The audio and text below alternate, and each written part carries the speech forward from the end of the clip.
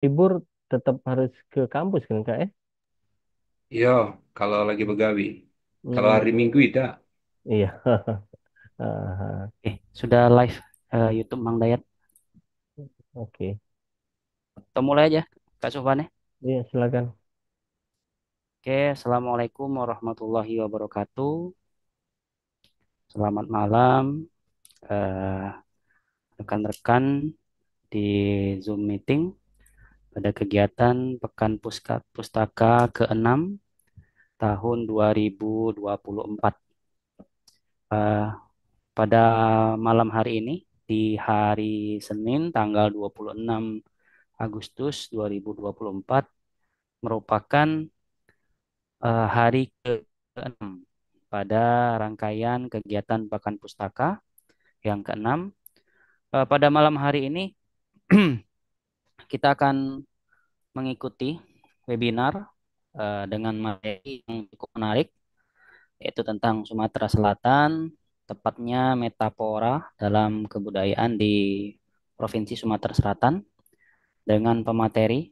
Nah, ini seorang sejarawan, bisa budayawan, dan juga akademisi di Sumatera Selatan, seorang dosen dari Universitas PGRI Palembang,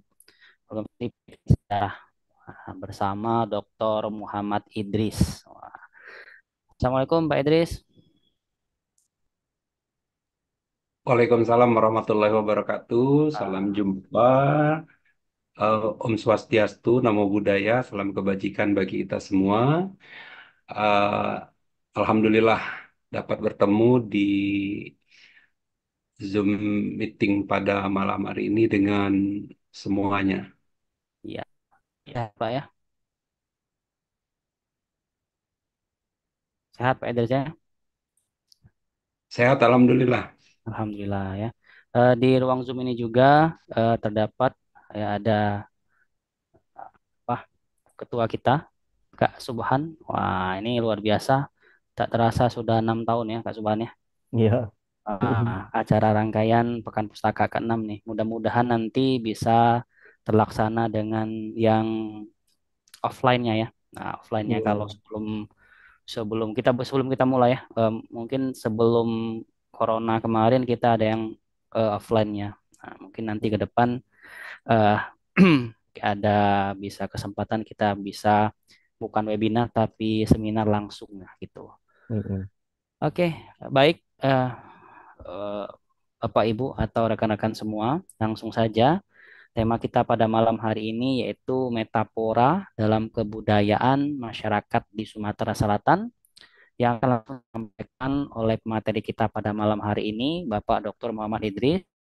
Tentunya kita diskusinya nanti mungkin eh, pematerinya akan menyampaikan presentasi dalam waktu 1 jam lebih kurang. Nanti di rumah kita akan adakan tanya jawab atau diskusi dalam ruang Zoom ini. Nah, diharapkan teman-teman, Bapak Ibu yang ada di dalam ruang Zoom ini bisa mengikuti dan eh, bisa kita diskusi bersama sesuai dengan tema yang akan kita bahas malam hari ini. Baik, langsung saja forum kami berikan kepada Bapak Dr. Muhammad Idris. Kepadanya dipersilakan.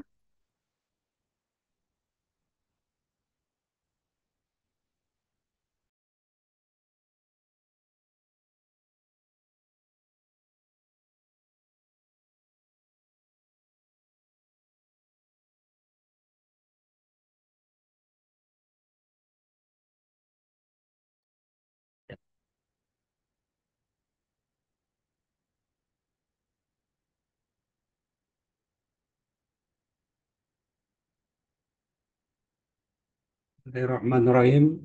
Assalamualaikum warahmatullahi wabarakatuh. Salam sejahtera bagi kita semua. Eh, Bentar. Terima kasih atas waktu dan kesempatannya. Sebelum saya mulai, saya akan menyapa pada seluruh eh, peserta kegiatan Zoom pada malam hari ini.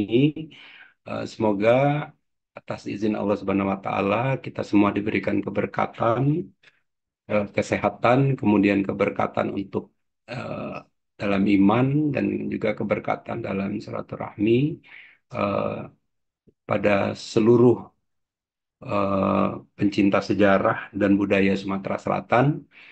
Eh, Sebelumnya, saya mohon maaf apabila dalam penyampaian materi ini ada hal-hal yang tidak menyenangkan, kemudian tidak sesuai dengan arah pemikiran Bapak Ibu semuanya, saudara-saudara semuanya.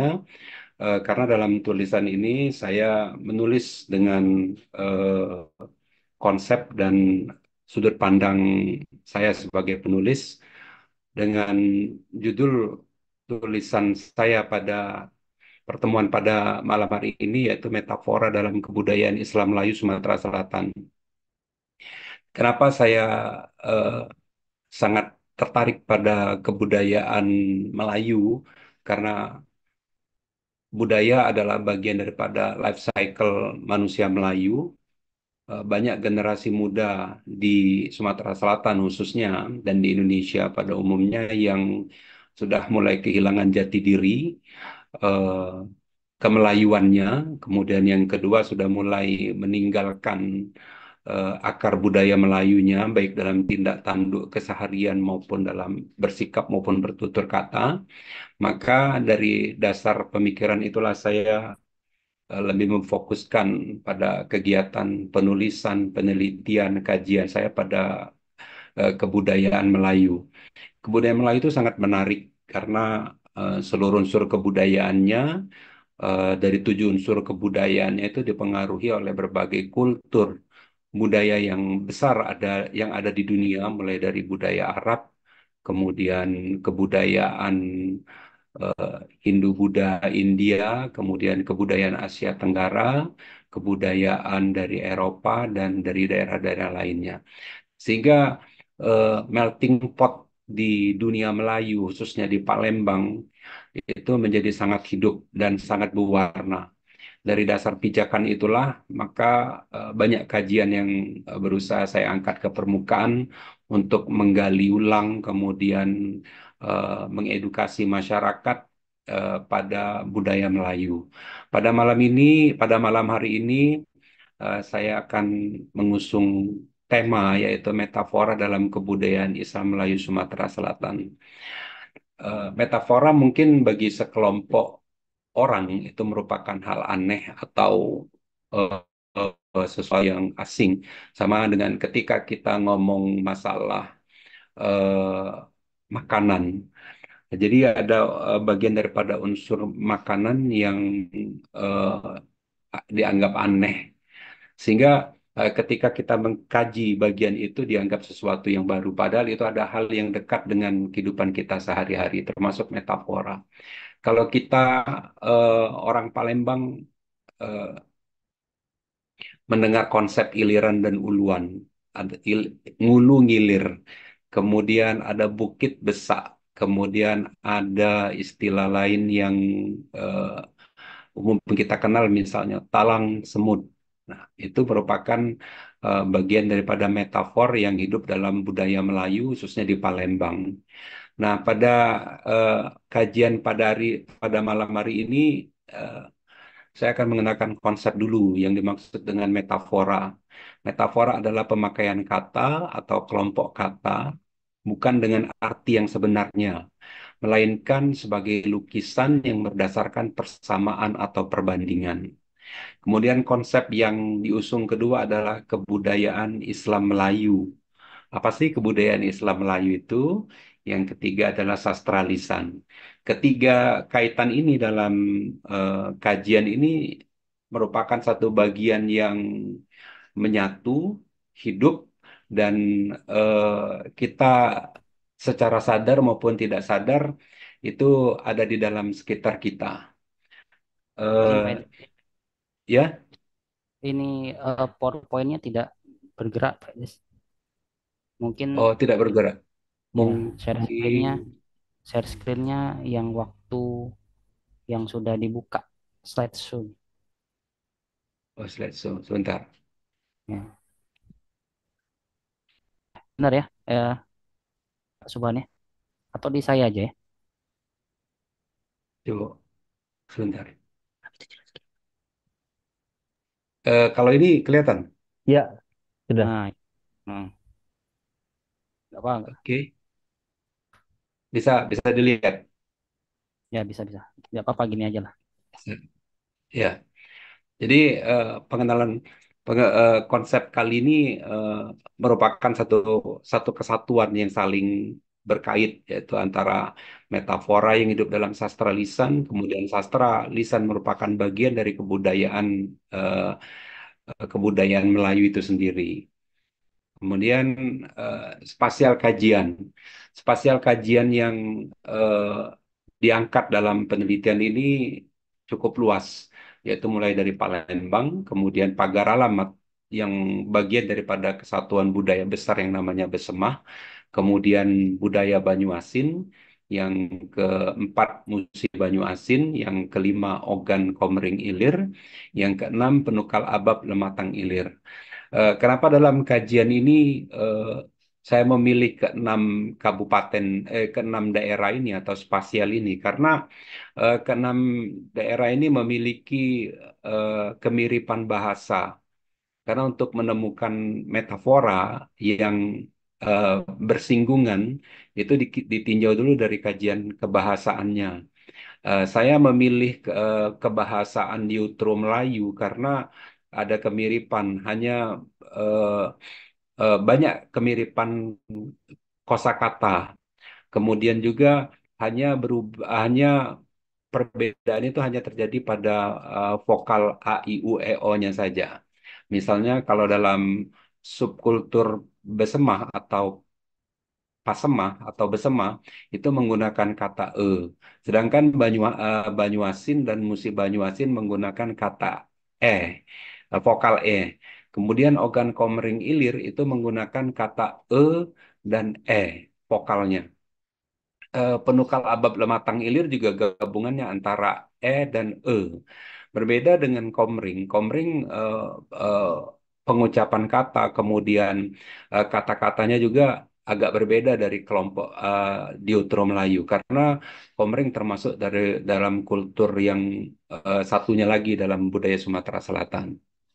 Kemudian bahasa Melayu, bahasa Melayu sendiri di Sumatera Selatan itu ada kelompok Proto Melayu, yaitu daerah Ranau, yang termasuk dalam subetnik Ranau, Komering, dan Daya.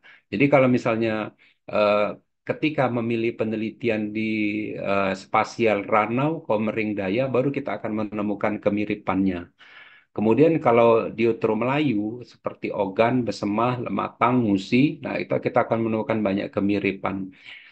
Sehingga dalam eh, mengkaji metafor yang di, digunakan dalam kedua kelompok subetnik Proto dan Neutro Melayu ini, saya lebih suka untuk eh, mengelompokkan ini pada satu kelompok penelitian yang kali ini pada kelompok Neutro Melayu. Sedangkan kalau Melayu Palembang sendiri eh, itu secara historical itu berasal dari eh, secara historikalnya berasal dari Jawa, sehingga banyak kosakata kemudian metafornya itu sangat dekat dengan budaya Jawa. Dan kelompok kebahasaan Melayu Palembang sendiri dibagi menjadi dua kelompok bahasa, yaitu kelompok Bebaso yang menggunakan ragam bahasa Jawa Jawa halus tengahan. Kemudian pada ada Melayu Palembang Pasar yang menggunakan bahasa Melayu seperti yang kita pergunakan dalam percakapan sehari-hari. Walaupun banyak kosakata Melayu eh, Melayu yang dipakai dalam prasasti Sriwijaya itu masih banyak digunakan sampai sekarang seperti eh, apa namanya bawa, buat, ya, di, nya itu masih masih digunakan sekarang dan banyak kosakatanya juga eh, memiliki kemiripan Melayu yang sekarang masih dipakai di Komering. Kemudian satu keunikan lagi bahwa bahasa lingua franca periode Sriwijaya sampai sekarang itu lingua francanya menggunakan bahasa Melayu. Dalam naskah kuno kita melihat bahwa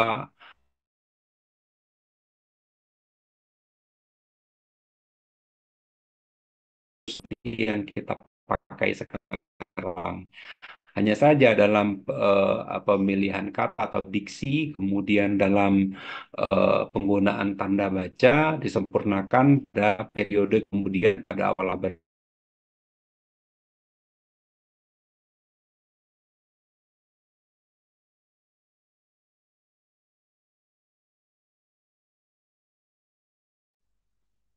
Sepertinya materi kita terpental ini. Bentar enggak ya?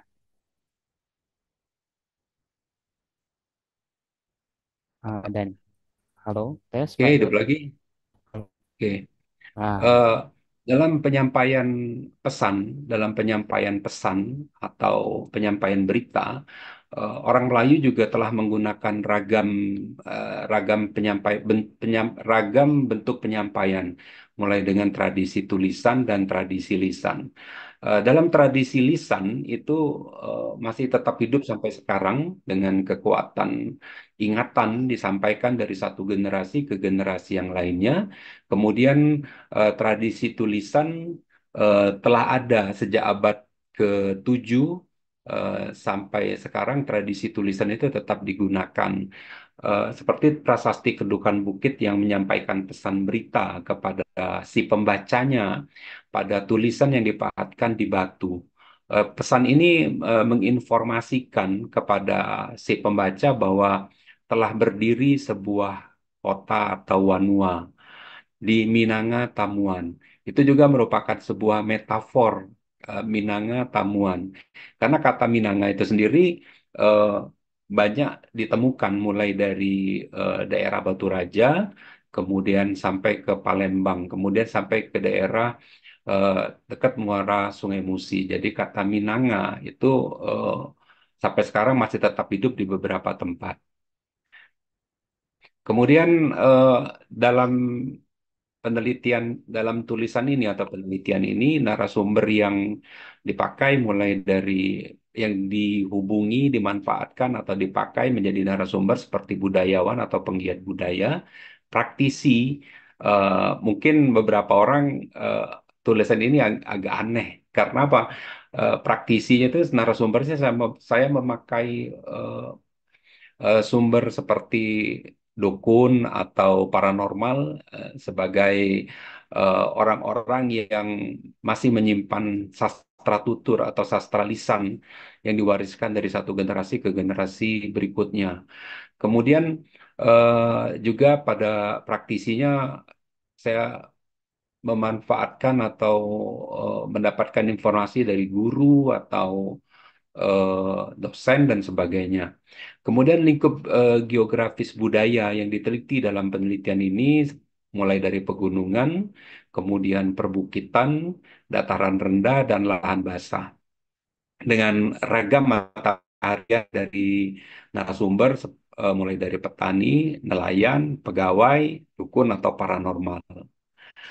Kemudian kandungan metafora dalam sastra. Jadi eh, banyak data yang dikumpulkan dalam penelitian ini. Jadi naskah yang ditulis tangan, kemudian buku-buku yang dipublish, yang diperjualbelikan maupun yang tidak. Kemudian ada sastra lisan yang masih tersimpan dalam mantra atau puisi tradisional atau jampi, kemudian petata petiti puyang, syair, kemudian toponimi, cerita rakyat, senjang, padut, rejung, dan ungkapan adat. Nah, sumber ini tersebar mulai dari pegunungan sampai ke dataran rendah. Kalau kita masuk ke dalam eh, budaya Besema. Budaya Besema yang eh, kawasan pengaruh budaya Besema itu sampai ke daerah Lematang, kemudian ke daerah Semendo, kemudian ke daerah sebagian Lampung, seiring dengan proses migrasi suku bangsa Besemah pada abad ke-19, awal abad ke-20 yang mencari lahan pertanian seiring dengan perubahan kepemilikan lahan, kemudian faktor keamanan. Sehingga sastra ini juga turut berkembang dan menyebar ke daerah-daerah ke daerah-daerah baru di luar daerah asalnya. Sebagai contoh misalnya Rejung. Rejung itu ditemukan mulai dari Pagar Alam, kemudian Patlawang, juga sampai ke eh, Semendo, kemudian juga sebagian sampai ke daerah Lampung yang banyak didiami oleh suku Besemah. Kemudian ada cerita rakyat yang berkembang di eh, seluruh daerah penelitian.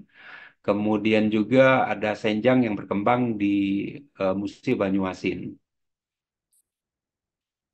Kemudian kategori metafora dalam kebudayaan Melayu Sumatera Selatan. Pada eh, tulisan ini, metafora itu dikelompokkan menjadi tiga, yaitu metafora orientasional, contohnya dalam mantra. Mantra keteguran atau kesurupan, seperti kulhu sungsang, itu salah satu metafornya. Kemudian metafora ontologi sebagai contoh dalam mantra Jampi Anginan, gajah putih seberang lautan, sirah putih namamu angin. Kemudian metafora struktural, contohnya mantra ucap dalam hutan.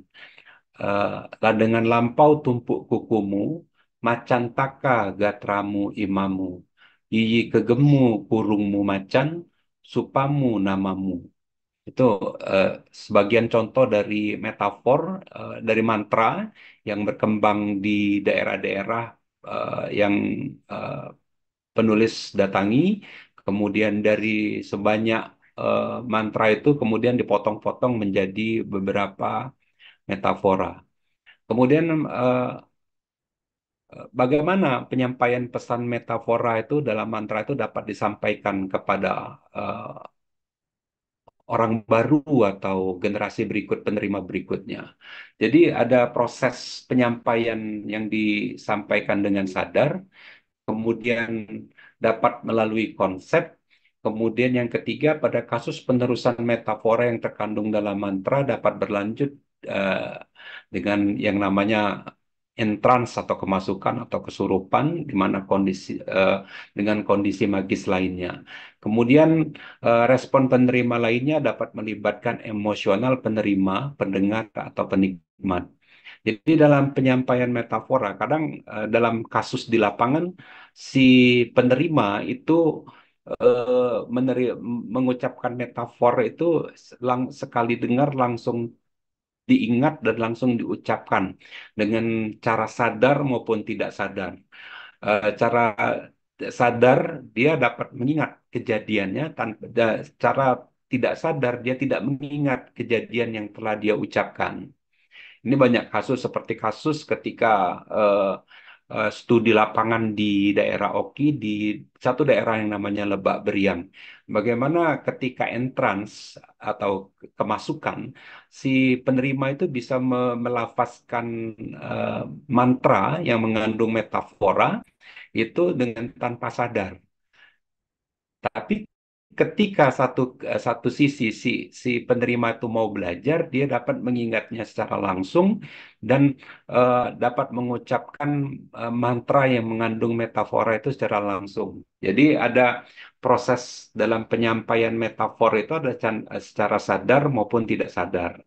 Nah, ketika dalam proses penelitian ini berlangsung, ketika peneliti melakukan penelitian ke daerah Pagar Alam, eh, peneliti menemui narasumber yang keberatan ketika mantra itu disalin atau ditulis.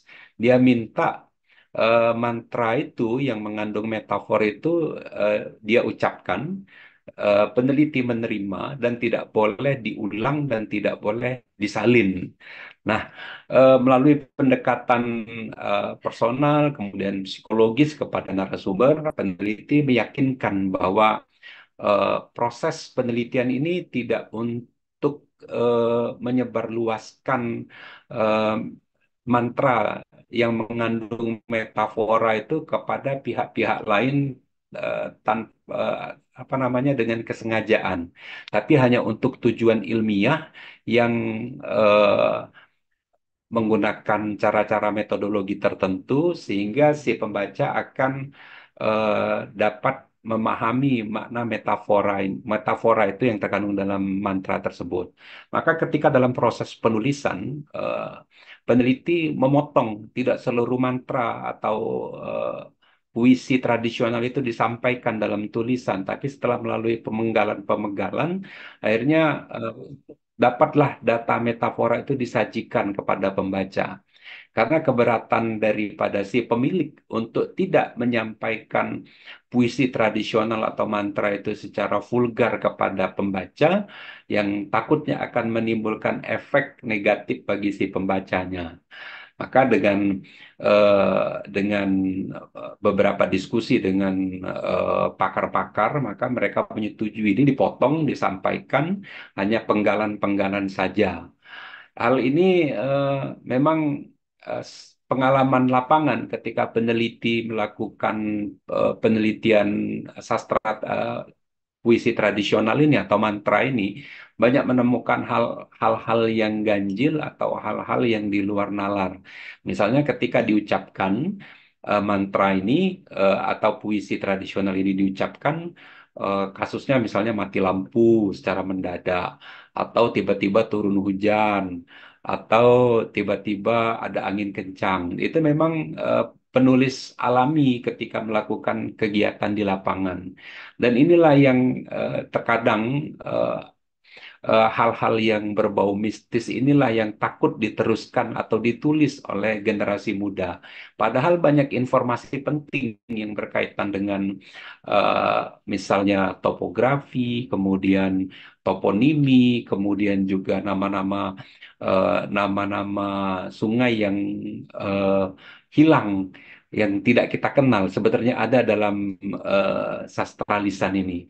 Sebagai contoh, ketika peneliti melakukan penelitian di Musi Banyuasin dalam eh, mencari metafor ini dalam sastra lisan ini, ada satu eh, puisi yang menyebutkan bahwa nama Sungai Musi itu sebenarnya Murjinjing.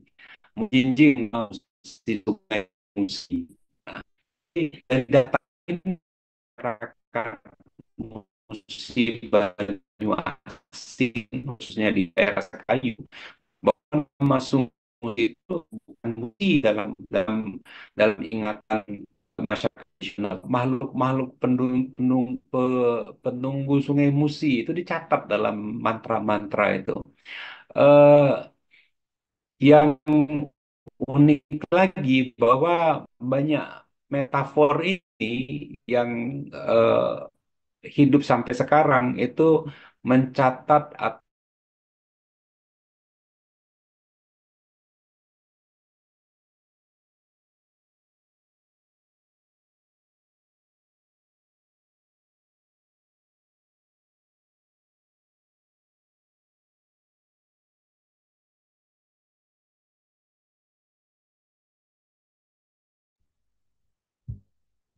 Sepertinya terpental lagi nih. Masih ada nih. Baik, Pak Ibu, saudara-saudara, kita tunggu jaringan, nah, maaf ini Pak, nyambung lagi. Ya, nyambung lagi, sinyal maaf. sepertinya, Pak. Ya, ya. Nah, Sip. ya, jadi eh, informasi ini mencatat bahwa sastra lisan yang masih hidup di masyarakat Melayu itu menyimpan informasi, menyimpan data eh, bagaimana masyarakat apa namanya mengawetkan informasi itu yang dimasukkan ke dalam puisi tradisional atau mantra. Kemudian selanjutnya, sebentar. Nah, ini sebentar sebelum kesimpulan, saya naik ke atas dulu. Eh, dalam beragam beragam eh, teknik penyampaian pesan eh, puisi tradisional atau mantra yang di dalamnya mengandung metafora. Mungkin eh, setiap orang akan mengalami pengalaman yang berbeda-beda. Misalnya, ketika akan menerima puisi tersebut atau mantra tersebut ada syarat-syarat tertentu. Sebagian apa namanya masih di, dipegang pakemnya itu oleh pemilik mantra tersebut. Misalnya contoh, ketika ada satu mantra di daerah Besema itu hanya dapat disampaikan ketika menjelang malam. Dia tidak mau menyampaikan pesan tersebut ketika siang. Kemudian juga ada mantra yang hanya dapat diwariskan setelah melalui proses sholat hajat, kemudian harus melalui proses pengambilan wudhu, air wudhu, kemudian juga harus diiringi dengan zikir dulu, baru mantra tersebut, visi tersebut disampaikan. Dan ini masih hidup dalam kehidupan masyarakat. Makanya banyak generasi muda enggan melakukan melakukan penelitian atau penulisan tentang mantra ini karena memang sistem tradisional yang eh, masih berlaku dari zaman dulu sampai sekarang memang sangat memegang pakemnya. Walaupun ada beberapa narasumber yang telah berpulang atau meninggal dunia, itu sebelum wafat itu menuliskan mantra-mantranya itu di buku. Hal ini memudahkan mengingat bagi generasi penerus tentang pada kekayaan sastra tradisional di eh, Sumatera Selatan. Dalam satu kasus eh, di daerah Komering, walaupun ini di luar dari skop penelitian atau penulisan ini, misalnya mantra itu dikaitkan dengan satu kelompok tarekat atau satu kelompok pengajian. Kalau dalam istilah Palembang disebut dengan kelompok cawisan. Dan ini disampaikan. Dan dalam satu penelitian yang pernah saya baca, yang seperti diajarkan dalam tradisi pesantren, di mana mantra itu atau jampi-jampi itu diberikan ketika proses pembelajaran di pesantren itu selesai, diiringi di apa namanya disatukan dalam satu latihan pencak silat, barulah diberikan mantra. Ada satu kasus ketika saya juga pernah membaca bahwa ada satu pesantren yang mengajarkan pada santrinya tentang ilmu kebal dan ilmu yang lain-lainnya kepada santrinya yang berminat. Hal ini menggambarkan bagaimana kehidupan masyarakat itu sangat dekat dengan tradisi lisan atau tradisi pembacaan puisi puisi tradisional. Jadi eh, ada satu kesimpulan yang saya tampilkan dalam tulisan ini, yaitu metafora adalah bagian dari kekayaan asana sastra lisan dan tulisan dunia Melayu Sumatera Selatan. Pelestarian budaya eh, metafor ini eh, dapat berupa satu, menumbuhkan kesadaran tentang pentingnya budaya sebagai jati diri bangsa. Masyarakat kita sekarang baru mulai sadar bagaimana memanfaatkan atau menggunakan pantun dalam setiap pertemuan, di akhir pertemuan. Dan sebagai contoh lagi, di Lampung ketika setiap acara pemerintahan maupun non-pemerintahan biasanya diawali dengan ucapan tabik pun. Nah, hal ini menggambarkan bagaimana kesadaran atau kesadaran atau upaya untuk menanamkan jati diri eh, bangsa tersebut. Maaf, apakah suara saya bisa didengar, Pak Jeki? Ya, bisa, Pak. Bisa. Ya. Kemudian yang karena jaringan. Kemudian yang kedua, ikut melestarikan budaya dengan cara berpartisipasi dalam pelaksanaannya. Ketiga, mempelajari dan mensosialisasikan kepada orang lain sehingga mereka tertarik untuk ikut menjaga dan melestarikannya. Yang keempat, mengetahui tentang budaya zaman dulu di daerah kita sendiri, mendalami kebudayaan itu. Setelah itu kita wajib memperkenalkan kepada orang lain atau yang belum tahu tentang kebudayaan tersebut. Yang kelima, membiasakan hal-hal atau kegiatan yang dapat melestarikan budaya seperti Misalnya kalau dalam kain memakai kain, kemudian eh, batik membuat batik. Kalau kita misalnya dalam puisi, dalam dalam ucapan sehari-hari kita menggunakan metafor seperti orang Palembang menggunakan satu metafor bukit besar. Padahal di Palembang itu tidak ada bukit yang besar. Tapi untuk menggambarkan bagaimana banyaknya tanah tinggi atau talang di Palembang, mereka menggunakan kata bukit besar. Atau dalam percakapan sehari-hari kita sering menggunakan kata hulu kilir. Nah, ke hulu dan ke hilir kita ucapkan dengan kata hulu kilir. Hal ini juga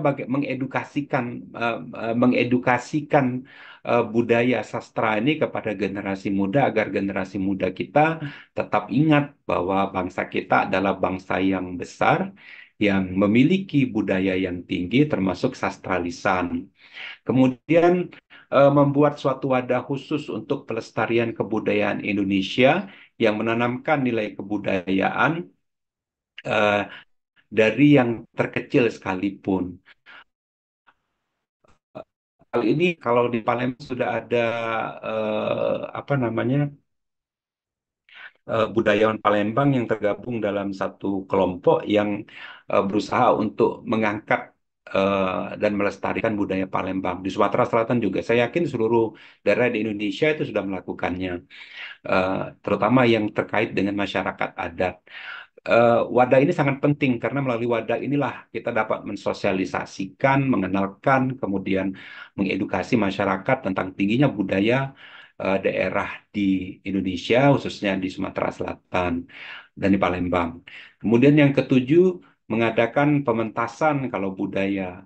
Kemarin beberapa waktu yang lalu eh, kami sempat ketemu dengan wayang pelaku budaya wayang Palembang, di mana eh, kelemahan kelemahan daripada wayang Palembang adalah mencari kader yang untuk dididik menjadi penerus tradisi wayang Palembang. Kalau ini tidak diupayakan dengan maksimal, satu keyakinan satu saat wayang Palembang cuma hanya dikenal namanya saja karena orang sudah malas melirik karena wayang sudah ndak apa namanya sudah tidak diselerai oleh generasi muda. Padahal kalau tokoh penokohan atau penokohan itu dihidupkan untuk memainkan cerita-cerita yang keren sekarang, maka wayang Palembang akan menarik bagi generasi muda. Seperti sekarang misalnya sedang heboh-hebohnya masalah undang-undang, masalah suksesi politik. Kalau diangkat ke permukaan, di mana goro-goronya atau lucu-lucunya atau yang rame dalam cerita wayang itu diangkat dimasukkan dalam wayang Palembang. Saya yakin wayang Palembang itu akan hidup.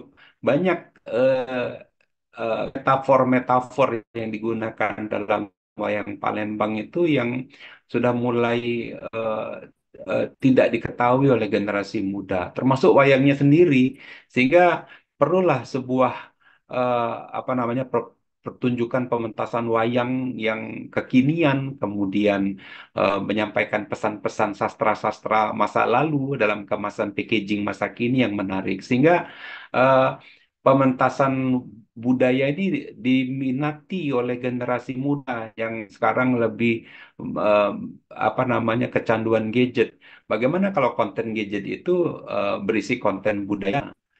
Maaf, internetnya connection is in unstable. Bisa dilanjutkan Pak Jeki? Bisa, Pak. Halo? Ya, bisa, bisa. Bagus. Bisa suaranya. Halo? Halo?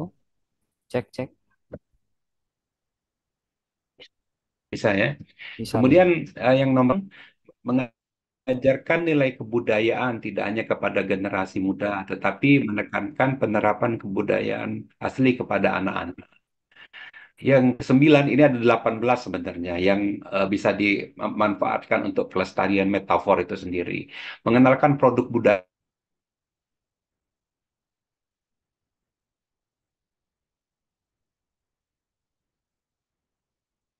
Halo? Cek. jaringan lagi sepertinya.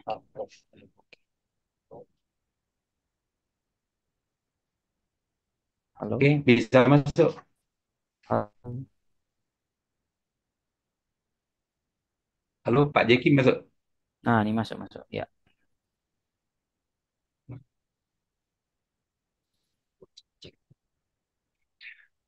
Kalau dunia maya memang seperti ini.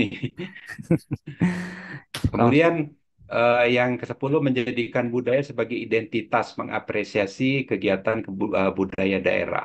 Ini yang penting, bagaimana sastra lisan itu dihidupkan kembali, kemudian selama tidak bertentangan dengan eh, apa kepercayaan, agama atau ideologi, kemudian kita tampilkan, kita kemas menjadi hal yang menarik.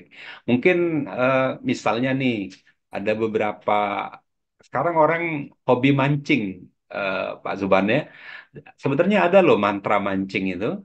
Kemudian orang sering makan ikan ketulangan. Ada mantra menghilangkan apa apa namanya melepaskan duri dari tenggorokan itu. Kalau itu dibuat di apa namanya di gantungan kunci ya, di gantungan kunci atau di hal-hal yang kecil lainnya atau di eh, apa namanya buku untuk penanda buku itu hal sangat menarik dengan warna kemudian desain yang menarik dapat mengedukasi masyarakat bahwa kita punya eh, puisi tradisional yang sangat menarik. Seperti misalnya ada puisi mantra tentang Sungai Musi dengan penghuninya, dengan tempat-tempatnya yang dianggap sakral. Kita simpan dalam bentuk apa namanya benda-benda yang menarik tersebut atau disampaikan dalam digital, saya yakin orang akan tertarik untuk belajar kembali eh, sastra tradisional atau puisi tradisional tersebut. Kemudian eh, memberikan pendidikan tentang kebudayaan daerah itu yang penting. Kemudian yang nomor 13, kalau di daerah Sekayu ada senjang. Ada senjang. Senjang itu senjang itu eh, ada jarak antara musik dengan dengan puisi atau dengan syair. Dan ketika jeda ini musik berhenti, orang akan melantunkan syair. Dan ketika syairnya berhenti, musik itu bermain. Itu terus. Itu sangat menarik ketika dibuat lomba budaya senjang misalnya. Atau di Pagar Alam ada lomba guritan. Bagaimana eh, tradisi lisan ini akan terus hidup dan pesan-pesan moral serta informasi metafor itu dapat dihidupkan kembali kepada generasi muda. Eh, ada satu yang lupa saya sampaikan bahwa kemampuan berbahasa itu secara historis itu berbeda dari satu tempat ke tempat yang lainnya. Hal ini tidak terlepas dari adanya hubungan patron klien di daerah tersebut. Sebagai contoh, Besemah, kita tahu bahwa Besemah memiliki akar perjalanan sejarah yang panjang. Jadi kemampuan sastrawan di Besema dalam memilih kata atau memilih kosakata yang akan digunakan dalam eh, puisi tradisional tersebut sangat variatif dan mereka mampu menggunakan pengetahuan pemilihan kata atau diksi itu dengan sangat baik. Sehingga syair-syair atau puisi-puisi yang mereka buat itu ketika dinyanyikan menjadi enak untuk didengarkan karena telah melalui proses pemilihan kata yang baik atau pemilihan kata yang panjang. Ada satu daerah yang eh, eh, mungkin dipengaruhi oleh faktor pendidikan si penutur sehingga pilihan katanya tidak banyak. Hal ini yang apa namanya cukup unik. Ketika puluhan tahun atau ratusan tahun yang lalu nenek moyang kita membuat puisi tradisional, mereka telah membuat pilihan kata atau telah melakukan pemilihan kata itu dengan baik, kemudian apa namanya menyimpan pesan atau menyimpan memori eh, tempat, kemudian memori nama, kemudian memori hal-hal yang berkaitan dengan informasi kesejarahan dan budaya masa lalu yang masih terawetkan sampai sekarang. Tetapi generasi berikutnya itu mengalami penurunan ketika melakukan pemilihan kata atau diksi. Hal ini menunjukkan bahwa eh, hubungan patron klien, kemudian faktor pendidikan itu turut mempengaruhi dalam pemilihan kata.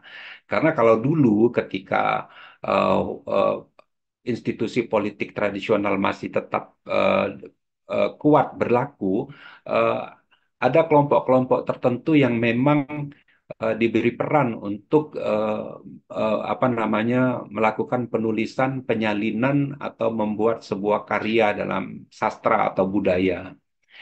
Yang selanjutnya yang nomor 14 yaitu mengadakan pentas seni daerah. Ini banyak sudah mulai dilakukan di beberapa kabupaten kota yang mengusung budaya daerah yang membalut metafor dan membalut sastra lisan untuk dipertunjukkan kepada masyarakat luas.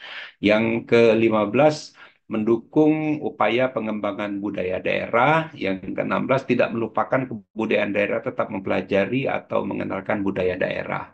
Hal ini yang unik bahwa di Sumatera Selatan budaya itu sekarang sepertinya kesulitan ya Bapak Ibu, di mana patron hubungan patron klien dalam kebudayaan sudah mulai berkurang.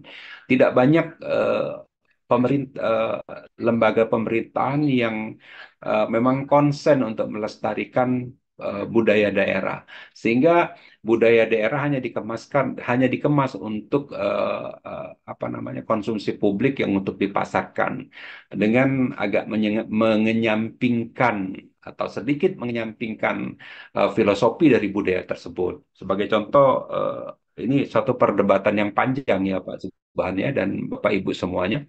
Ketika menari sekarang tarian daerah itu dijadikan konsumsi publik yang ditampilkan pada acara kawinan atau acara hajatan lainnya. Kemudian dengan perubahan apa namanya perubahan dalam cara penyajian.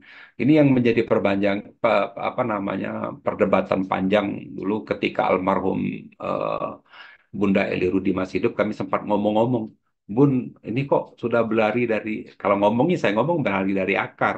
Bagaimana ketika dulu perempuan menari dengan lemah lembut, kemudian tidak memamerkan sensualitas dalam menarikan tradisional, sekarang si penari sudah marketable, bagaimana menari dengan senyum, dengan mata menggoda, dengan gerakan yang menggoda. Padahal itu esensinya tidak seperti itu ketika tarian itu diciptakan.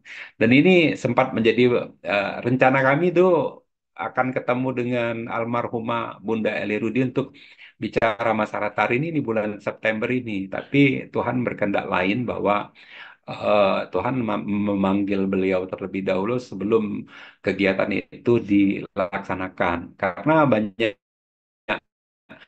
sekali ungkapan-ungkapan yang yang ada dalam tarian tersebut itu tidak dipahami masyarakat dan tidak diinterpretasikan dengan benar eh, apa namanya ungkapan tersebut. Dan kalau nari itu ada tiga unsur yang namanya wirama, wiraga, wirasa. Itu ketiganya itu eh, banyak tidak dihayati dengan benar si penari, sehingga makna nama gerak metafor dalam gerakan itu sudah tidak dihayati dengan benar oleh si penari. Dan eh, apa namanya kelemahan kita di Palembang khususnya dan di Sumatera Selatan umumnya, kita tidak punya lagi patron yang memayungi budaya itu dengan kuat, sehingga banyak pakem-pakem budaya itu yang sudah hilang, atau banyak pakem budaya itu sudah berlari dari pakem yang sebenarnya. Hal ini yang menjadi apa namanya kegelisahan bagi kita semua. Mau kemana nantinya budaya Sumatera Selatan, Melayu Sumatera Selatan ini kalau kita tidak memiliki dasar pakem yang kuat. Beruntung kalau di Palembang, untuk budaya Palembang kita masih punya Mang Amin ya. Mang Amin sangat konsen untuk mengedukasi masyarakat tentang budaya Palembang.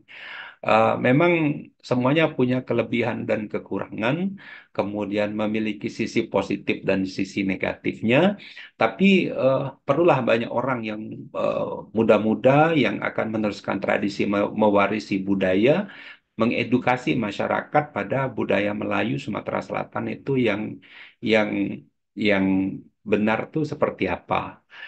Sebagai kesimpulan, eh, ketika eh, perdebatan panjang dengan beberapa pakar, apakah mantra itu eh, haram untuk diucapkan?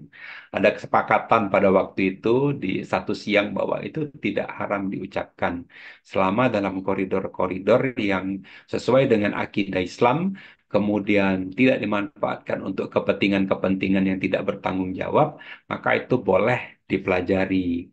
Itu kesimpulannya. Saya iri dengan wassalamualaikum warahmatullahi wabarakatuh. Waalaikumsalam warahmatullahi wabarakatuh. Ya, penutup yang sangat ini Pak Idris ya, apa namanya melegakan karena ujungnya tidak haram gitu ya. Karena mungkin kan banyak yang kalau ngomong mantra atau apa dukun dari Pak Idris ya. Kalau sudah ngomong dukun, kalau apa anak-anak sekarang ini agak ngeri gitu kan, ngeri ngomongi hal-hal yang magic gitu ya. Mungkin Bapak Ibu, saudara-saudara yang ingin bertanya atau yang ada yang ingin didiskusikan seputar materi yang telah disampaikan, silakan raise hand atau bisa chat ini ya. Nah ini Pak Idris tadi sempat putus ya. Ada yang ini kelewatan tentang Sungai Musi yang di lisan cerita lisan dari Sungai Musi yang di Muba tadi. Nah, boleh minta tolong diulangkan kembali, Pak Idris. Terputus tadi kayaknya. Mic-nya, Pak. Mikrofon, Pak. Oke, ya. Oke. Dalam tradisi lisan masyarakat Musi di Musi Banyuasin, saya nemukan beberapa mantra yang atau puisi tradisional yang menginformasikan nama Sungai Musi dalam budaya lokal. Nama lokal Sungai Musi itu adalah Murjinjing. Murjinjing. Jadi namanya Murjinjing. Jadi dalam satu bait sastra lisan itu Murjinjing namamu si Sungai Musi. Jadi eh, dalam ingatan kolektif masyarakat pada waktu itu, ketika puisi tradisional ini ditulis, nama Sungai Musi itu diingat disampaikan bahwa nama Sungai Musi adalah Murjinjing. Kemudian dalam budaya lokal si penutur pada waktu itu. Kemudian penunggu Sungai Musi. Jadi ada juga tuh nama nama penunggu Sungai Musi. Penunggu Sungai Musi itu ada kalau kita ngomong buaya putih. Nah, kalau di masyarakat Musi, penunggu Sungai Musi itu justru Tempalo Putih. Tuh. Jadi bukannya naga, bukannya hewan lain, hewan mistis lainnya, justru penunggu Sungai Musi itu adalah eh, ikan tempalo putih itu uniknya. Jadi eh, putih itu memang dalam budaya beberapa kelompok etnik itu warna putih dianggap sebagai warna sakral. Bukan warna hijau atau warna tempalo merah, tetapi tempalo putih. Itu hewan mistis yang hidup dalam eh, masyarakat si penulis pada waktu itu. Oke, ya. Sama Tempalo. seperti ya Tempalo Putih. Seperti di daerah eh, Pagar Alam itu ada satu tempat yang juga dulunya sangat sakral, misalnya Lubuk Bunta. Nah, kenapa dinamakan itu metafor juga Lubuk Bunta, lubuk yang bundar atau yang bulat. Nah, jadi lubuk itu dalam, kemudian karena dalamnya itu orang asing tidak boleh mandi di situ.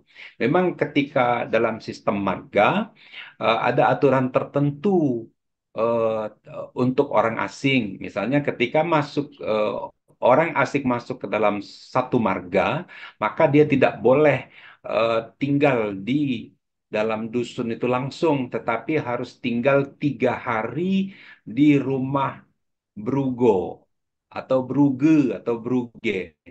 Jadi rumah eh, Brugo itu memang rumah yang ditempatkan atau dibuat, disediakan untuk menginap tamu yang letaknya di pinggir dusun, biasanya dekat hutan. Maka kalau kita dengar ayam Bruge atau ayam Brugo, itu ayam yang hidup atau tinggal di pinggir hutan, kemudian eh, yang ayam betina itu dipelihara dan ayam jantannya itu adalah ayam hutan. Jadi persilangan ayam hutan dengan ayam kampung itulah ayam brugo yang biasanya ditemukan di daerah di pinggir hutan. Maka kalau rumah brugo itu atau rumah brugi adalah rumah yang ada di pinggir hutan. Itu contohnya. Dan dulu orang asing itu tidak boleh tinggal mandi, bertemu atau tinggal menetap dalam waktu yang lama tanpa seizin dari kepala dusun atau kepala kampung, krio atau kepala marga.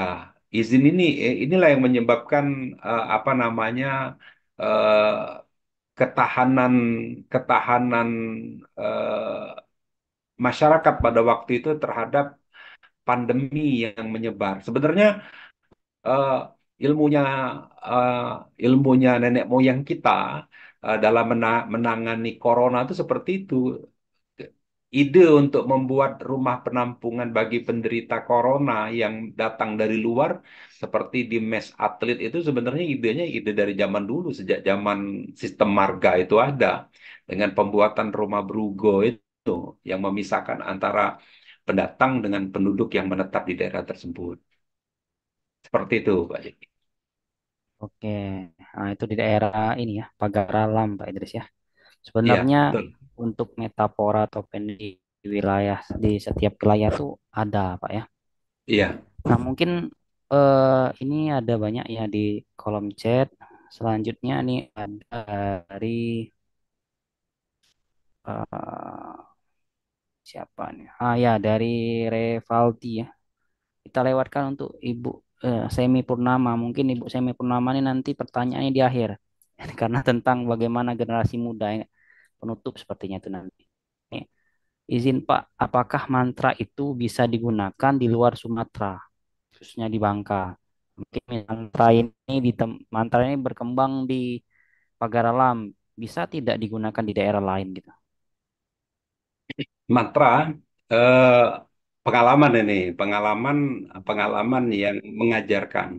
Jadi eh, satu satu akar kultur ya, satu akar kultur misalnya subetnik tertentu, kadang memang ada satu larangan tidak boleh masuk ke daerah subetnik tertentu.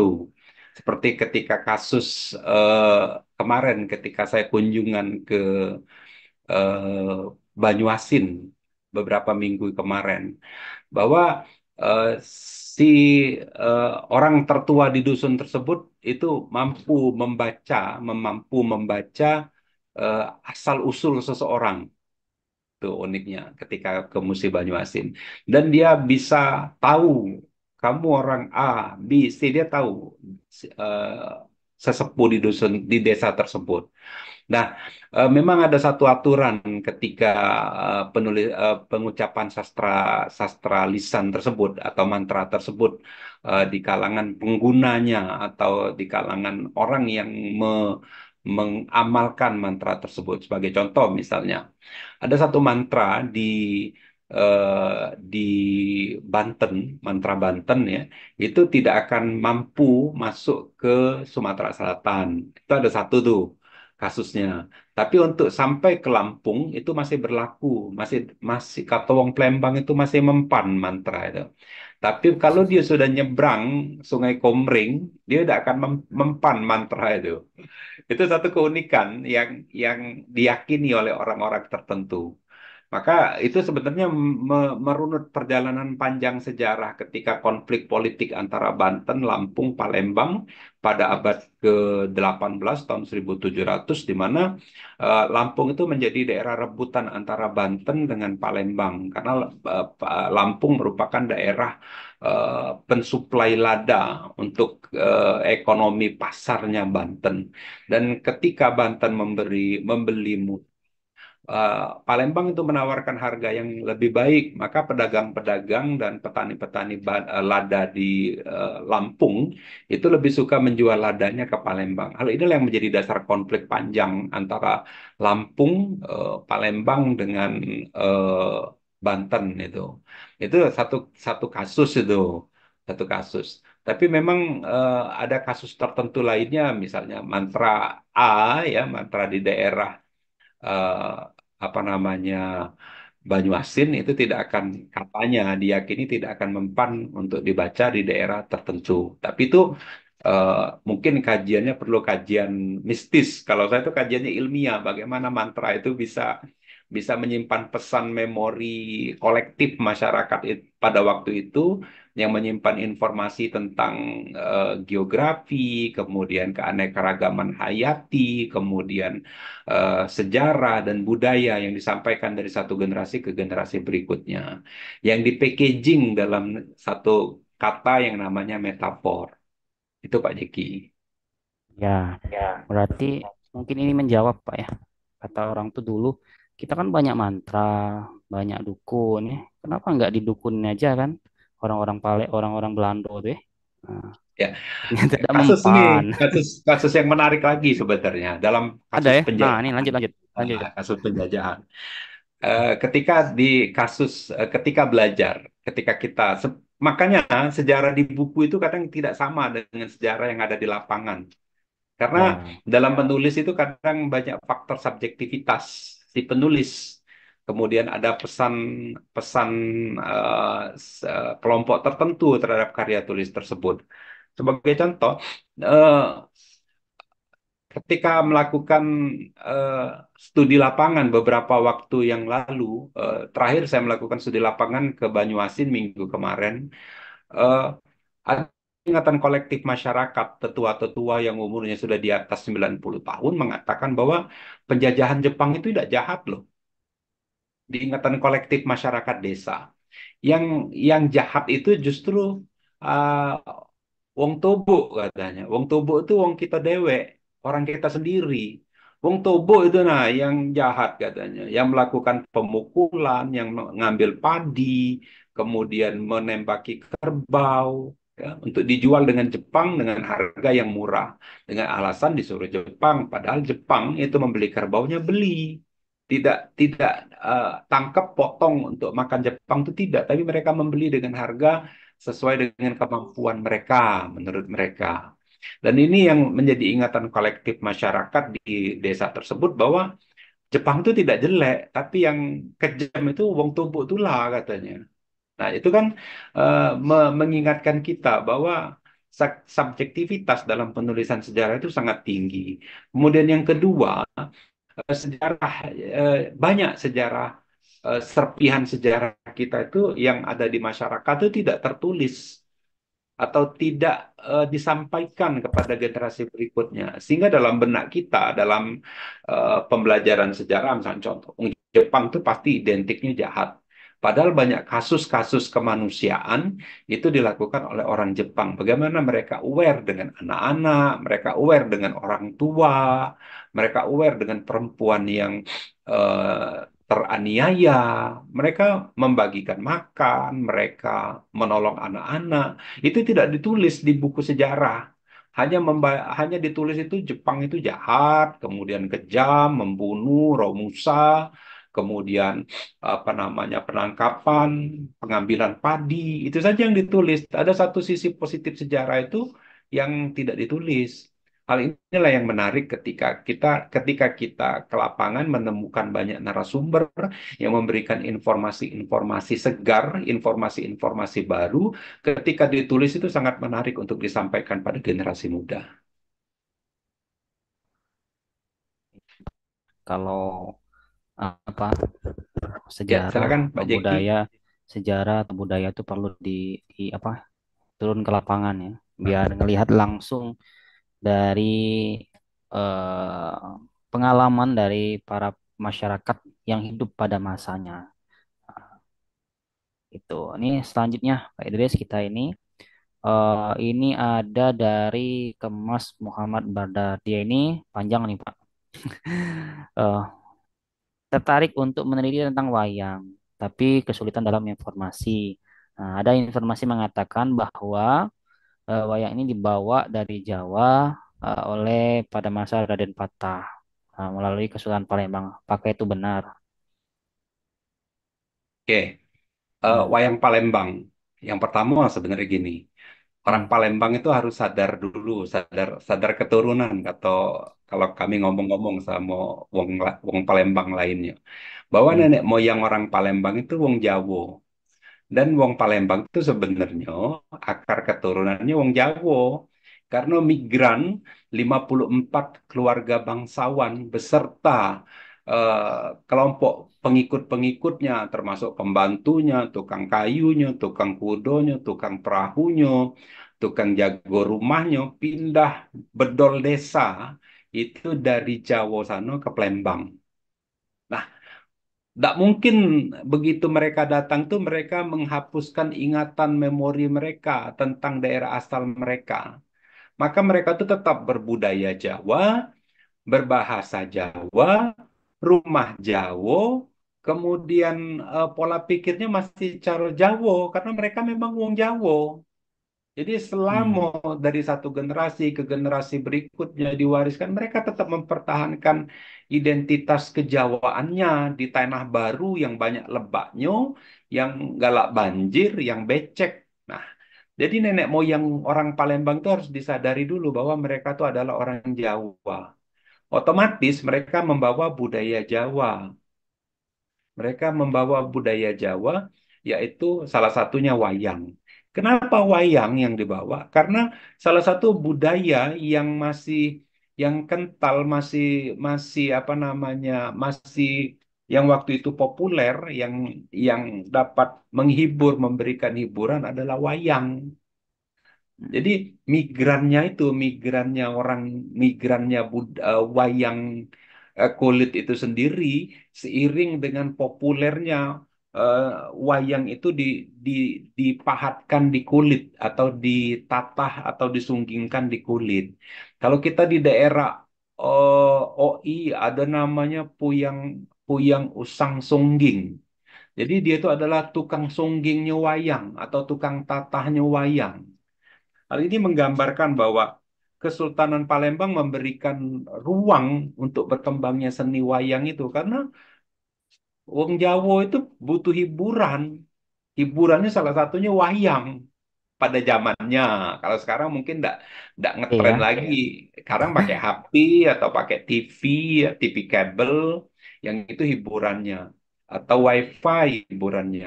viral dulu Orang Pak ya. waktu itu wayang. Jadi pesan komunikasi, komunikasi budaya, pesan moral, pesan sosial, pesan politik sekalipun dan agama disampaikan melalui media yang namanya wayang. Perlu diingat mungkin oleh Bardan ya, Hmm. bahwa sebelum wayang itu ditatah atau disungging, wayang itu telah dituliskan di beber, namanya wayang beber. Ngapa wayang beber? Beberapa Pak? Karena Hah? Beber tuh apa? Beber itu kain, kain Ah, yang dilukis, namanya beber.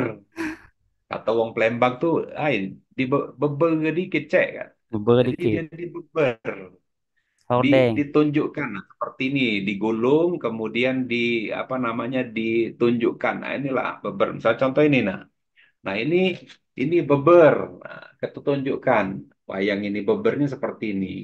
Dan ini apa namanya? Kenapa berubah menjadi wayang kulit? Karena proses dinamika budaya. Bahwa budaya itu kalau beber itu ditampilkan hanya sekelompok tertentu yang dapat menikmati wayang beber itu. Mungkin hanya 20 orang. Tapi kalau misalnya disengging di atas kulit, maka wayang itu dapat dinikmati oleh banyak orang. Ya. Dan eh, varian wayang itu sangat banyak. Di Jawa itu sendiri sangat banyak.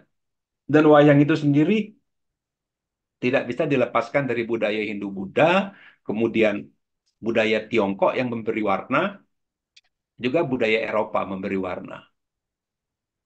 Ya, campur lah ya. Tuh, Yang ya. Palembang tuh campur-campur lah ya. Dan kata Ibu Agustia tuh beber tuh hordeng ya. Nah, hordeng, bebe kalau orang Palembang tuh bebe namun. Ah, ini lanjut lagi Pak dari Pak Udin ini kayaknya. Izin Pak, kira-kira contoh bacaan satu kata beh tentang mantra nih. Dalam pengucapannya bisa untuk kaum umum enggak? Contoh ke Pak, siko beh untuk kaum umum. Kaum umum. Yo, Misalnya, sebentar ya. ini Pak, ini beh. Aku request boleh enggak Pak? Boleh. Misalkan ini kan banyak mahasiswa kan. Nah, untuk deketi cewek misalkan Pak. Oh ya, boleh tuh. Udah boleh. Yang lain, yang lain. Misalnya untuk masuk angin misalnya. Oh, masuk angin ya. Bismillahirrahmanirrahim. Inilah namanya mantra Melayu. Mantra kebudayaan Islam Melayu. Jadi orang Islam Melayu itu sastra lisan pra-Islam itu masih dipergunakan dan di eh, di apa namanya diislamkan dalam budaya Melayu. Bismillahirrahmanirrahim. Allah Muhammad jampi angin. Gajah putih seberang lautan. Sirah putih namamu angin. Jadi namanya angin dalam budaya Melayu ini namanya sirah putih. Iya. Jadi kepala yang putih itu namanya angin. Kemudian jangan kau mencoba anak Adam dikasih Allah. Satu jalan masuk, 1.000 jalanmu keluar. Masuk tausar, keluar bias. Bukan aku yang menawar, Allah yang menawar. Nah, itu contoh mantra tolak angin. Jadi kalau di Jawa ada anu sido muncul tolak angin, di dunia Melayu ada mantra tolak angin. Itu contohnya. Nah, itu Kemudian ada baru satu siko. lagi nih. Ah, ada lagi. Kalau kita mau masuk ke dalam hutan, misalnya nih, nah, anu ini ya, masuk ke dalam hutan. Batu manikum usai dijadah antara insun dijaga, satu pun tiada. Batu kang, batu king, batu kadula. Maksudnya itu batu yang bertumpuk-tumpuk itu, batu kang, batu king, batu kadula itu. Ingat kasus apa namanya kepercayaan masyarakat di Sukabumi yang menyusun batu di pinggir sungai sampai tinggi, kemudian apa namanya batu yang disusun di puncak Gunung Lawu, ya. Itu kalau dalam budaya Besemah namanya batu kang, batu king, batu kadula yang disusun tinggi-tinggi batu jadi pinggir sungai. Setelah dengan lampau tumpuk kulkumu, macan taka gatramu imanmu, yiyi kegemi kurunganmu macan, supa namomu, tap anja anjo kalaku kolaki, jauh kamu mula muli, ulang kamu lindungilah aku. Itu contoh mantra Melayu. Ya. Jadi bagaimana ketika orang masuk hutan, itu mantra itu dibaca, ya, maka diyakini dapat terhindar dari macan. Nah, eh, yang hadir di Zoom ini, kalau kita ke dokter itu kan ada satu keyakinan bahwa penyakit kita akan hilang. Yakin kan? Ya. Kadang orang itu tidak makan obat, ketemu dengan dokter sudah sembuh demamnya. Karena apa? Satu keyakinan. Kalau kita Mamut makan jadilah. bodrek, sakit pala, tidak yakin sembuh, tidak akan sembuh sakit itu. Jadi sugestilah yang membuat satu kalimat itu akan mujarab atau kalimat itu menjadi apa namanya apa namanya tuh kalau dalam istilah mantra itu eh, Manjur. jadi Jadi. diucapkan jadi karena ada satu keyakinan. Kalau kita tidak yakin, mantra itu tidak akan berhasil. Maka semuanya itu tergantung pada niat dan keyakinan. Kalau kita niatnya memang untuk bagus, misalnya untuk pelet, Kita yakin dengan mantra itu dapat, kita pelet, maka yakin jadi. Tapi kalau kita tidak yakin ya tidak jadi, karena hati kita, doa dari batin kita itu dalam mantra. Itu Pak Jeki. Tapi kalau yang yakinnya kita we, cak mana Pak? Tak jadi juga. Kalau maksudnya? Tadi yang pelet tadi, nah kita we yang laki, yang yakin, Oh, wong ida kan, tak jadi juga. jadilah, karena membangun sugesti dalam diri. Jadi kita akan terus effort untuk berusaha, Oh, karena kita yakin berhasil. Karena kalau kita yakin, usaha kita akan keras. Dan Tuhan itu akan mengikuti kata hati kita kalau dalam Islam itu ya. Tuhan itu akan mengikuti kata hati kita. Kita akan berusaha keras, maka Tuhan akan mengabulkan. Tapi nah, kalau kita tidak yakin Tuhan akan menolong, ya tidak jadi. tak jadi. Mantra ini kan hanya sebatas sastra, sastra tradisional yang dibuat oleh masyarakat pada waktu itu untuk menanamkan sugesti bahwa Tuhan itu akan menolong. Maka dalam mantra Islam, biasanya kalau pra-Islam itu diawali dewa-dewi ya, kepada Wisnu, Siwa, maka ketika Islam itu diislamkan diawali dengan Bismillah. Kemudian kata dewa-dewinya diganti dengan Muhammad atau Nur Muhammad. Nah, itu banyak dalam dalam mantra-mantra itu terjadinya transisi kepercayaan itu. Ini bagaimana dalam studi saya juga menggambarkan bagaimana apa namanya perubahan atau transisi kemampuan masyarakat merubah kepercayaan dari pra-Islam menjadi Islam, dari merubah kata dewa atau diwe menjadi kata Muhammad. Karena menurut keyakinan awal diwe itu adalah orang yang dimuliakan atau orang yang dihormati. Kemudian dalam perkembangan selanjutnya kata diwe itu diganti dengan Nur Muhammad atau Muhammad. Itu Ah, Pak ini Jeki. ya, ini apa namanya itu ya? Alkulturasi lah Pak ya, antar Ya. periode per periode. Ini ada lagi dari Pak Hamzah Kurniawan, nah, dari SMP 8 Kaur. Adakah hubungan catatan lapangan orang Eropa, salah satu penyakit yang mematikan di Nusantara adalah malaria, dengan mantra yang dipercaya masyarakat setempat, santet. Nah, itu Pak, ada nggak hubungannya malaria dengan Apa? santet? Oh, malaria dengan santet.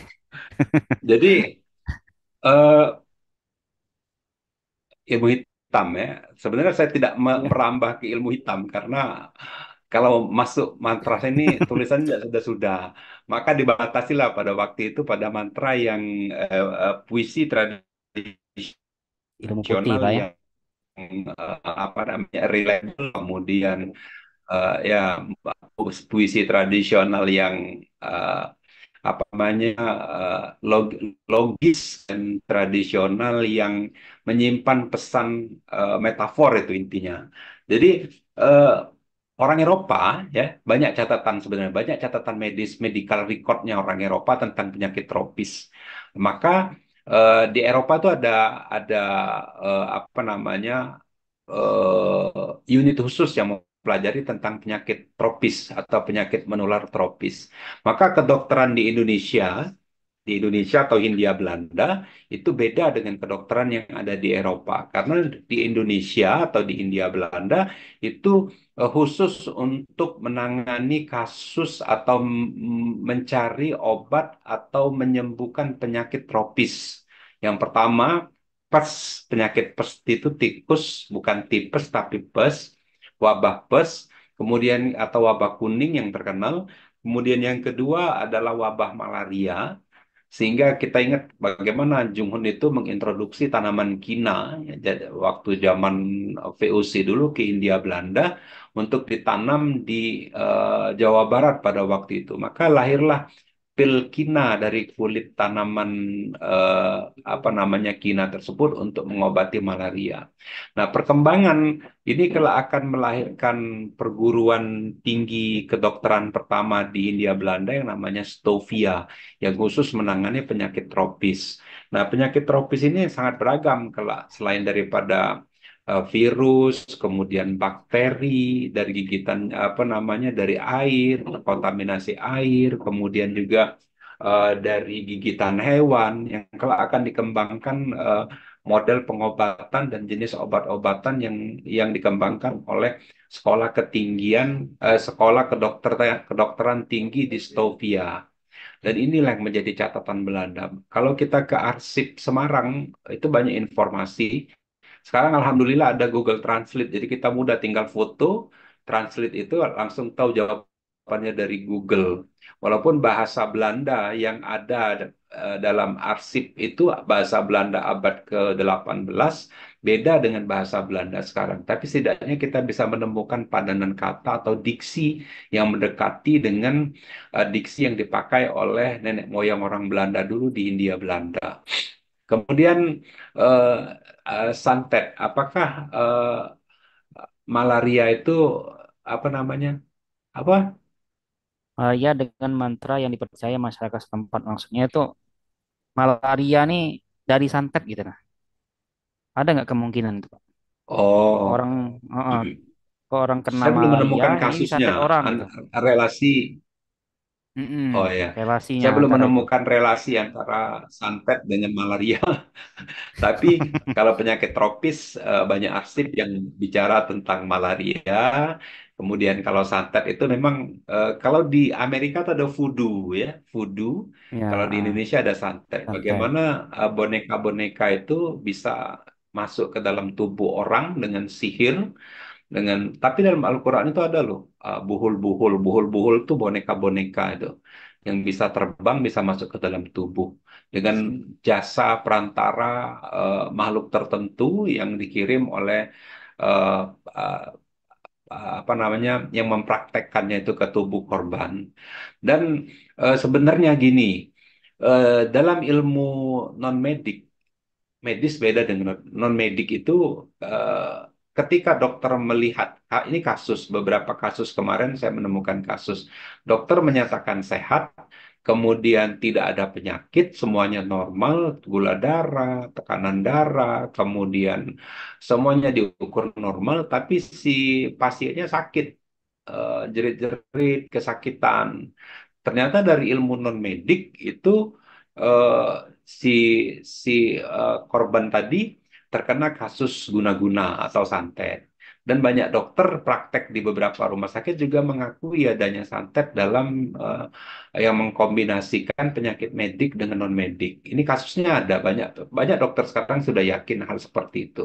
Dan memang terkadang kalau dokter yang pinter-pinter menganjurkan kepada si pasien, keluarga pasiennya agar mencari pengobatan alternatif karena dia sudah tahu ini bukan penyakit medik karena semuanya normal. Kalau dokter itu kan melihat penyakit si pasien pertama dari tekanan darah, kemudian yang kedua dari detak jantung, kemudian yang ketiga dari kadar gula, kadar asam lambung, kemudian kadar apa namanya asam urat, kadar kolesterol. Kalau semuanya normal, kemudian kalau dengan eh, cek medik dengan menggunakan alat canggih yang sekarang ada banyak di rumah sakit semuanya normal, itu bukan penyakit biasa.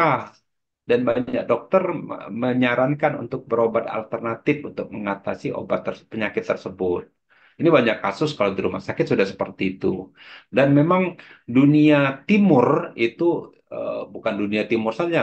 Di Amerika dan Eropa tuh orangnya ternyata banyak yang percaya dukun, lebih banyak percaya dukun dibandingkan orang Indonesia. Kasus ya, kasuistik. Dan ternyata hal-hal ini juga ada di dunia barat sana. Dan kalau di dunia timur hal seperti ini adalah sebuah apa namanya sebuah keumuman karena dunia kedokteran modern itu baru ada di Indonesia secara merata baru ada pada tahun 1930-an ketika dokter-dokter pribumi masuk ke desa-desa. Dan sebelumnya sampai tahun 80-an pun jasa dukun beranak itu sangat populer dibandingkan jasa bidan. Ya, benar. Hal ini menunjukkan bahwa kalau tidak percaya, tanya sama dukun. Ketika menolong persalinan, apakah ada mantra? Mereka tetap menggunakan ada mantranya untuk menolong persalinan. Dan ada jampi-jampi yang diminumkan kepada si pasien agar lahirnya normal. Dan itu tetap laku sampai tahun 80-an jasa dukun beranak dan jasa apa namanya paramedik, apa namanya praktek dukun-dukun itu di Indonesia masih tetap berlaku. Seperti kasus tahun 2000-an dukun cilik Ponari bagaimana mampu menghipnotis jutaan warga masyarakat di seluruh Indonesia untuk berobat dengan rendaman tangannya si Ponari itu dalam gelas untuk diminum sebagai obat. Ya. Jadi dunia kita memang sangat berdekatan dengan dunia yang namanya dukun, kemudian mantra, kemudian santet, kemudian dengan apa namanya guna-guna, sangat dekat sampai sekarang masih banyak. Kita melihat bagaimana praktek menerbangkan benda gaib dengan keluar api gitu, masih bisa kita lihat sekarang di kota Palembang sekalipun. Ya, itu Pak Jeki. Oke, ini tentang kantet ya. Sangat itu banyak kalau melihat penjelasan Pak Idris tadi. Eh, Mungkin satu Pak ini ada yang bertanya juga dalam lisan ini bagaimana kita bisa apa istilahnya itu menyambungkan dengan sumber-sumber sejarah yang bisa kita jadikan sebagai sumber sejarah. Nah, sejarah lisan atau yang seperti metafor, santet dan sebagainya ini masuk dalam sumber sejarah yang bisa kita jadikan yang valid gitu. Gimana eh, ketersambungannya gitu, Pak? Eh, Sejarah yang dituliskan oleh pendahulu-pendahulu itu dalam arsip, ya, dalam arsip itu sangat sedikit. Dan arsip itu kan kalau kita belajar sejarah dapat dikelompokkan menjadi berbagai tipe. Ada arsip resmi pemerintahan, kemudian ada arsip setengah resmi atau tingkatan-tingkatan arsip itu sendiri. Dan hal ini memang apa namanya eh, keterampilan Belanda, pemerintah Belanda pada waktu itu untuk mencatat, mendokumentasikan hal sedetil apapun untuk dicatat dan dilaporkan, baik dalam bentuk quarterly report, kemudian monthly report atau eh, semesteran, ada yang yearly report atau tahunan. Dan arsip itu mencatat setiap pergantian pejabat kolonial, maka dia harus mencatat semua kemajuan, ya, semua perubahan yang dia lakukan. Dan inilah yang diwariskan kepada kita. Apakah semua itu dicatat oleh Belanda? Tidak, tidak. Ya, Belanda hanya mencatat hal-hal yang bersinggungan dengan kepentingan politik, kepentingan administrasi, kepentingan keuangan di tanah jajahan. Sementara penguasa pribumi, ya, atau penguasa pribumi, kemudian apa namanya golongan-golongan tertentu yang high class, mereka akan mencatatnya dalam bentuk naskah. Nah, naskah ini perbedaannya, ya, naskah ini. Kalau arsip itu sudah disebutkan terlebih dahulu tadi, maka naskah ini dibagi menjadi ada naskah agama, naskah politik, naskah sejarah, naskah mujarobat atau pengobatan, kemudian ada naskah syair, ya, dan macam-macam bentuk naskah itu. Jadi orang zaman dulu kelompok kerajaan eh, menuliskan semua informasi tersebut dalam bentuk naskah. Kalau orang Belanda menuliskannya dalam bahasa Belanda, orang kita, nenek moyang kita menuliskannya ke dalam huruf pegon dan huruf Jawi dengan bahasa Melayu atau bahasa Jawa, bahasa Sunda atau bahasa Bali atau bahasa Bugis. Nah, inilah yang menjadi sumber sejarah kita. Itu hanya sedikit.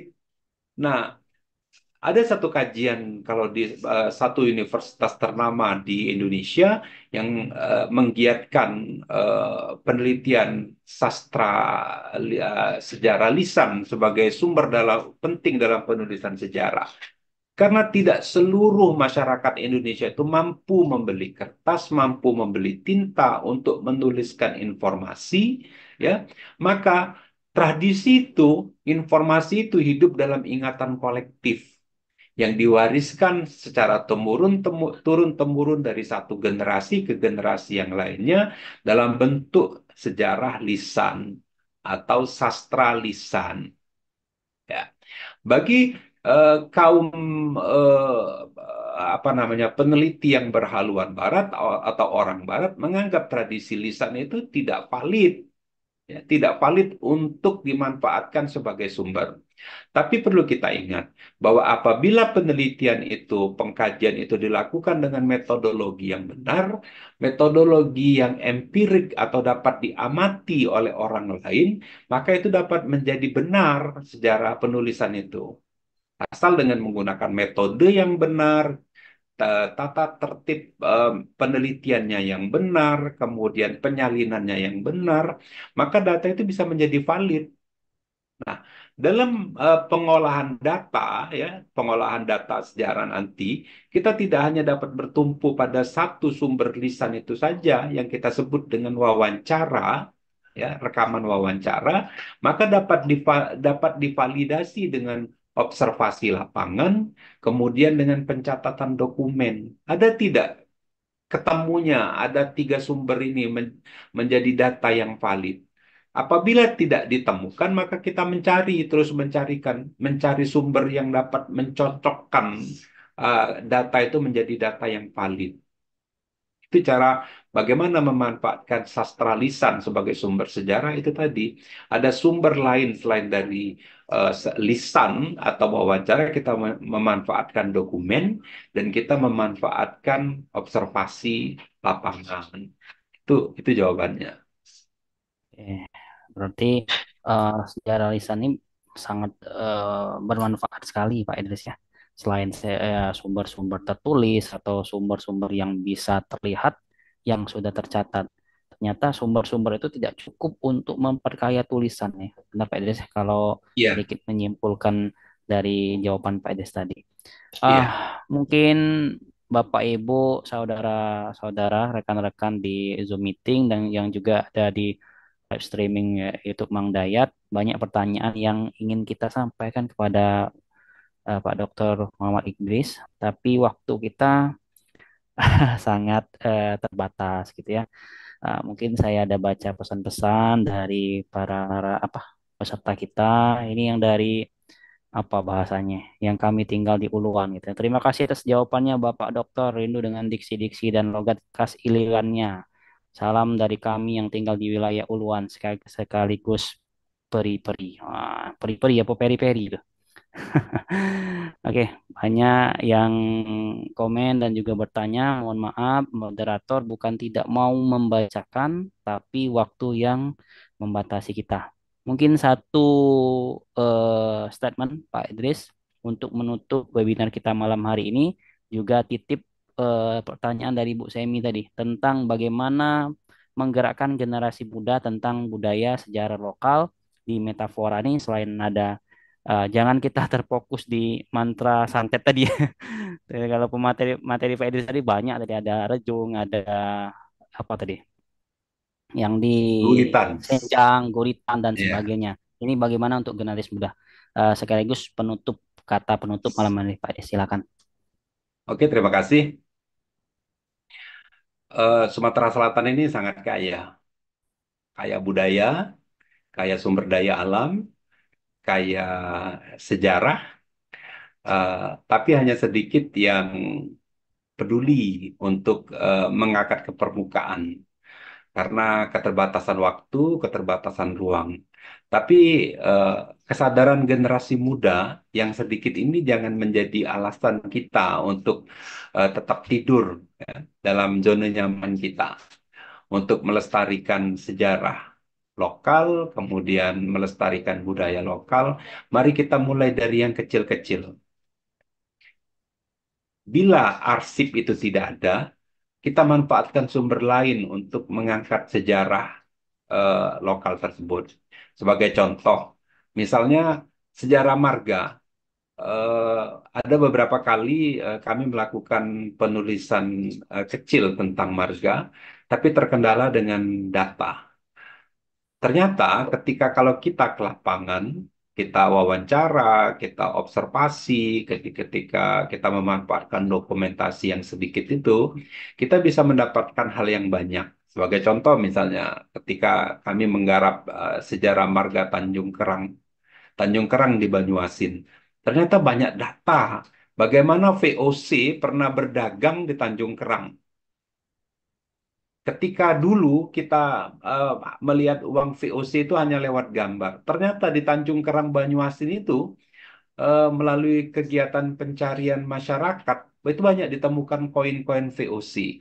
Hal ini mengindikasikan apa? Bahwa VOC itu pernah melakukan hubungan dagang, kontak dagang, atau transaksi dagang dengan masyarakat di Tanjung Kerang, di Sungai Air Sugihan itu, Sungai Sugihan itu.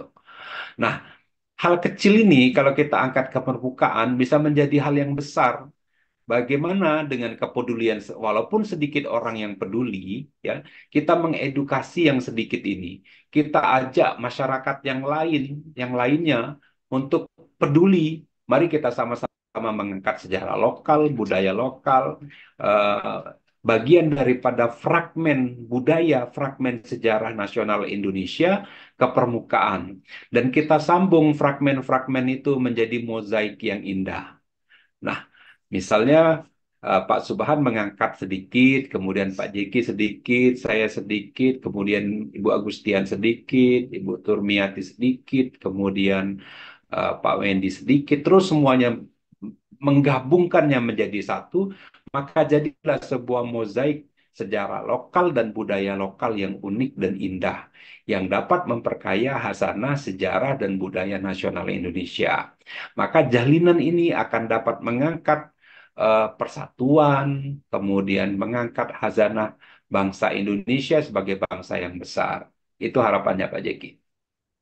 Ya, semoga ya harapan kita ini bisa berjalan dengan lurus ya, dan generasi muda bisa mendukung apa yang sudah dilaksanakan para guru-guru kita, dosen, para senior yang sudah menjalankan eh, apa visi mungkin ini. Eh, Mungkin kita bersyukur di Palembang, pemerintah Kota Palembang, ya, setahu kami sekarang ini di sekolah menengah pertama itu sudah ada apa ya muatan lokalnya di bahasa Palembang. Nah, mungkin dari titik itu ya, dari titik itu bisa juga mengenalkan bagaimana yang namanya bebaso ya, benar Pak Idris ya. Bebaso itu Allah. ya, tidak hilang lah gitu ya, tidak hilang walaupun hanya pengetahuan untuk di sehari-hari bisa dilaksanakan sedikit-sedikit begitu. Eh Diskusi yang sangat panjang pada malam hari ini di perangkat kami menunjukkan jam 9:41. Mungkin diskusi kita pada malam hari ini cukup sampai di sini. Ilmu yang sangat banyak dari Bapak Dr. Muhammad Idris. Ada sekitar banyak pertanyaan yang disampaikan. Sekali lagi moderator dan panitia memohon maaf karena tidak bisa dibacakan dan kita bahas malam hari ini. Sebagai informasi, semoga juga Pekan Pustaka yang diselenggarakan oleh komunitas Aksara Pustaka Palembang ini bisa terlaksana tiap tahun dan juga menjadi sarana untuk mengembangkan sejarah budaya dan juga uh, sastra ya di kota Palembang khususnya umumnya di Sumatera Selatan begitu.